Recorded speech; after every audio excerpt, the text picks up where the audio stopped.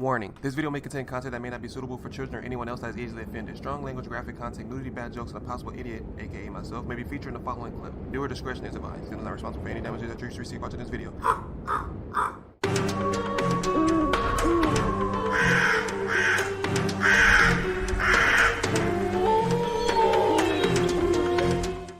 Hey, what's up, y'all? It's Zems, and welcome to 10 Most Wanted by the FBI. This video is by They Will Kill You, so if you haven't already, be sure you swoop down to that description box, hit that link, and go follow and watch the video in its entirety while we pause it and stop it through the whole thing. If you want to buy police, that's one thing, but once you're wanted by the FBI, the CIA, or anything like that, man, you are bad of the bad. If you're a killer, you're a killer, bruh. If you're wanted by the FBI, possible chances are you're a bad mama jamma. But you guys haven't already, be sure to hit that like button, hit that subscribe button, support your boy. But for now, let's get it.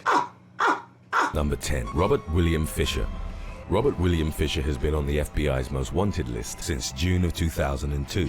19 years? Of murdering his family and blowing up the house in which they lived in Scottsdale, Arizona. A Navy veteran, Fisher was described as controlling and cruel towards his family. You're not catching on several occasions, his hunting partners reported disturbing behavior. This included Fisher smearing elk blood on his face after a hunt, as well as him sneaking up behind a family that was picnicking and emptying his gun into the air.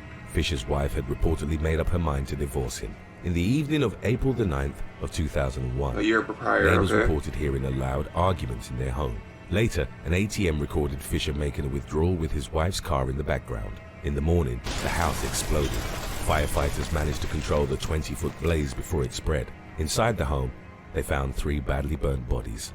The children, aged 12 and 10, had had their throats slashed from ear to ear, while Fisher's wife had been shot in the back of the head. The gas line from the house's furnace had been disconnected, and a candle was used to ignite the gas as it accumulated, giving Fisher a 10-hour head start. While his Not only that, he premeditated the murder. I don't know if you guys seen it, but a couple of seconds back, he said he disconnected the gas line a night prior, so he let it build up, and then the next day he did. He already had made up his mind. But why would you slash the kid's throat from ear to ear, bro? That's crazy. Your own kids, bro? He kind of looked like a Caucasian version of The Rock, low-key, but he made it seem like it was personal. Usually you get that close and do that kind of stuff when it's like someone did something to you, you're trying to get revenge, and it's personal, so you use a knife. But he shot the wife and the kids, or shot the mom and the kids tried to run. He just caught up to him and got him. But he's been gone for 19 years, and he's a Navy person, so I'm pretty sure he's going to be somewhere near water. More than likely, because that's probably means knows how to survive somewhere by or near or on top of water, but that's just me. whereabouts remain unknown. It's possible that Fisher was living off the land, since he was an avid outdoorsman, skilled in hunting and fishing. He's considered armed and extremely dangerous, with the FBI offering a reward of up to $100,000. $100,000? Information leading to his arrest. Shit, I was hunting season, Number boy. 9, Wabbit season. Flores. In the summer of 2000, a Philadelphia resident offered work, shelter, and clothing to a homeless drifter named Carlos. In August, the body of a missing toddler was found in an abandoned apartment building where Carlos was believed to be staying. 5-year-old Iriana De Jesus had been raped, strangled, and her lifeless body had been wrapped in a trash bag. A t-shirt, which Carlos's benefactor had given to him, was found near the victim. Okay, I'm sorry, but I never understood that. Like, there's brothels, there's ladies that just throw it at you, and you still want the kids. I don't get it, man. That has to be some kind of sickness or something, bro. Like, something's mentally wrong with people. Like, what turns you on about a kid? I'll never get it. Covered in her blood, the man was never found. A few years later, illegal immigrant Alexis Flores was arrested in Arizona after he presented fake identity documents to the authorities. A forgery device was found in his possession, which is a felony in the state. Flores' DNA was collected and introduced in a database. He spent 60 days in prison, and upon his release in 2005, was deported to Honduras. DNA evidence then connected Torres to the De Jesus crime scene. They had him and released him. Oh my god. Bruh, that has to suck, man. Once you lose some people, there's no getting them back. He probably went into hiding somewhere back in Honduras somewhere. He's probably still alive somewhere, man. He's probably one of these trafficking things right now, or he's probably being hid by somebody. You know, it's hard to find people when they don't want to be found. So, and if he's smart about it, which he probably is, he's probably not going outside. He and Carlos were the same person. Carlos? There have been no significant updates on his location ever since he was added to the FBI's most wanted list in 2007. Number 8.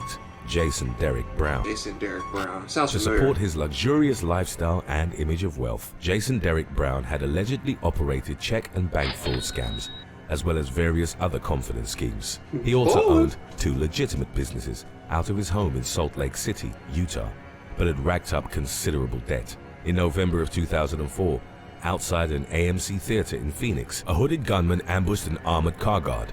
24-year-old Robert Palomares was shot 5 times in the head with a .45 caliber Glock semi-automatic handgun. He was later pronounced dead. The shooter fled the scene on a bicycle with a money bag containing $54,000. Fingerprints lifted from the scene linked Brown to the ambush murder, and the authorities considered his desperate financial situation as the motive. Additionally, prior to the shooting, Brown had purchased a .45 Glock and had taken firearm lessons. Even though the FBI has received hundreds of leads since his disappearance, Brown's whereabouts remain unknown. It's believed that he's hiding in plain sight in Salt Lake City's Mormon community, or that he's fled the country to France or Thailand. I mean, with 54,000, shoot, pick a country. You can go to some small country and live off 54,000 probably for the rest of your whole life. If you want to just talk facts, he can go somewhere and live off of that probably for like almost half of his life. Some of these countries don't require a lot to live there. And the fact that I don't know, maybe it depends on the place, but every armored guard truck that I've seen, whether it's been in California or somewhere else, it's always had 3 people. So I don't know if he shot all 3 or just shot that one, because I don't know how that works. But I've always seen 3 to a car, unless that was back then. That's probably the reason why they changed it, but I'm not too familiar. But let me know down in the comment section if anybody that pay attention to their armor trucks in their communities. Is it 3 to a car or is it 1 to a car? But I've always seen 3. It's like 2 in the front and then 1 in the back, I believe. So Number 7. Yasser Abdul Saeed. Yasser, who? Egyptian-American man Yasser Abdul Saeed was on the run from the FBI for 12 years. 12? After the brutal honor killing of his daughters. Saeed had repeatedly beaten and sexually abused Amina and Sarah. Damn, she looked just like him, don't she? Except for the mustache, she took on her dad genes to the max. They were terrified of him, as he was extremely controlling of their lives and would constantly threaten to kill them. He reportedly felt they dishonored the family by refusing to adhere to Islam and traditional Egyptian behavior. It's real when like she was that. only 16, Amina was taken to Egypt by Saeed for an arranged marriage to a much older friend of his. Amina refused the proposal and instead started dating an American teenager named Joseph Moreno. The two had made plans to run away together, get married in Las Vegas, and start a new life. Moreno had dropped out of high school to make money and help Amina escape her father. Saeed became aware of the relationship, and even though he brutally beat Amina, she never gave up Moreno's name. After Christmas in 2006, the sisters and their mother ran away to live with some of Moreno's relatives in Tulsa, Oklahoma. Saeed subsequently convinced his wife that he'd forgiven Amina and Sarah, claiming that he wanted them to return home. On January the 1st of 2008, he took the girls in the back seat of his taxi, kissed them, and said they were going to get something to eat. Yeah, a slice of death. That's what he's about to give them right now. I can't believe she fell for that. He's just not going to let it go. And you know how deeply and passionate he feels about the religion and the culture and how people view his daughters and stuff like that. You really thought he was just like, okay, all is good now, come back. Like, no, bro. Red flags all around. You just don't forget it. That's the one sign of like, oh yeah, it's okay. When somebody tells you, if you're constantly being yelled at and beaten stuff over years, and then just one day that person just automatically just be like, I forgive you, just come home and we can celebrate. Don't come home. Because 9 times out of 10, that person did not just get over it that easily. 9 times out of 10, they're probably going to kill you or try to harm you in some kind of way. Saeed then pulled out a gun and fatally shot them both. Sarah had managed to call 911 before she died. Oh, there we go. Help. My dad shot me. I'm dying. I'm dying. The man then fled and remained missing for over a decade. Saeed is the only fugitive on the FBI's most wanted list to have recently been captured. Oh! On August the 26th of 2020, damn, last year! SWAT teams arrested him without incident in Justin, Texas. Let's go! Number 6. That's lit! Badresh Kumar Chetanbhai Patel. In April of 2015, Badresh Kumar Chetanbhai Patel and his wife Palak had traveled from India and were visiting relatives in the US. The couple, both in their 20s, were working the night shift at a Dunkin' Donuts in Maryland, which was owned by one of Patel's relatives. They had a violent argument in the kitchen, as Patel wanted them to stay in the US and Palak planned on returning to India. The man is believed to have brutally beaten his wife and stabbed her to death with a large kitchen knife. Surveillance footage would later show Patel fleeing the scene. Palak's body was found when customers who'd been waiting to be served alerted a passing police officer. The last time Patel was ever seen was on the morning of April the 13th of 2015 at Newark Penn Station in New Jersey. He killed her. Authorities believe that he may have returned to India, or even more likely that he's still hiding with relatives in the US. Do you know how much hatred you have to kill her in the back of a Dunkin' Donuts and then leave? Like, there's no cameras there? Like, that was just plain dumb. Like, I mean, I don't kill in general, but if you're gonna do it, at least do it smart, you know? But I mean, he has been captured, so I don't know. I don't know where I have nowhere to go. I wouldn't even know where I would fit in, to be honest with you. I would just leave the United States in completely. Like, I don't know where I'd go. I don't really blend in anywhere. Maybe Cuba? I don't know. 5. Alejandro Castillo. Alejandro Castillo was placed on the FBI's most wanted list in October of 2017, a year prior when he was 17 years old. Castillo was working at a North Carolina restaurant alongside 22-year-old Truquan Sandy Lai Lee. They'd briefly dated, and Lee had sent Castillo some money. In August of 2016, Castillo told Lee to meet him at a convenience store so that he could pay back what he owed her. He was driven to the meeting spot by his new girlfriend, Amia Feaster, aged 19. Once they arrived, it's believed that Castillo pulled out a gun and forced Lee to withdraw all the money from her account. Lee was then driven to a wooded area in Cabarrus County, where Castillo fatally shot her in the head. The teenager and Feaster afterwards crossed the border into Mexico. Feaster subsequently turned herself in to Mexican authorities. While on the run for the previous months, they'd been staying with Castillo's cousins in Aguas Calientes. However, at some point, Castillo disappeared and was never seen again.